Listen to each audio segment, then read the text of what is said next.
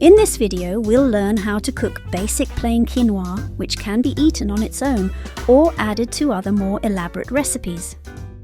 For this basic quinoa or plain quinoa, you'll need 1 cup of uncooked quinoa, 2 cups of water or vegetable stock, 1 tablespoon of olive oil, salt and pepper to taste.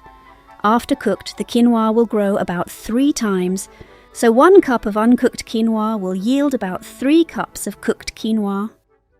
Before starting, wash the quinoa with water. This helps remove the saponin, a bitter substance that the quinoa plant naturally produces to protect itself from fungal, insect and animal attacks in nature. Most packaged quinoa have already been pre-rinsed, but some people are sensitive to it, so it doesn't hurt to rinse it again just in case. Here, we're washing it in a bowl, but you can wash in running water. It's more efficient. We've placed a link in the description below for a desaponized and pre-washed quinoa if you'd like to try. Directions.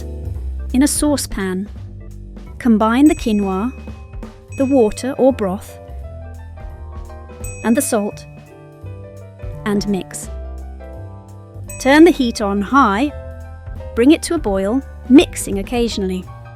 As soon as it starts boiling, reduce the heat to a minimum. Close the pan partially with a lid. Wait for about 10 minutes until the water has evaporated, but it could take longer depending on your stove.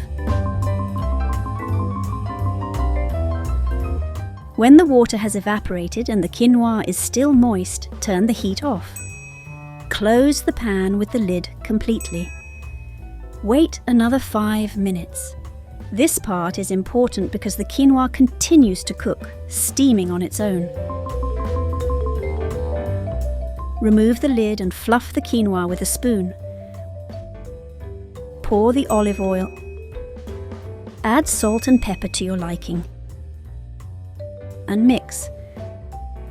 Finally, plate the quinoa. Garnish with microgreens, herbs, nuts, salt and pepper, or whatever you prefer. That's the basic plain quinoa. It can be eaten as is or used in an infinity of other recipes. On our channel, we have other quinoa recipes where you can use this basic quinoa. Enjoy! As always, thank you very much for watching. If you liked this video, you might also like one of the suggestions we've picked for you.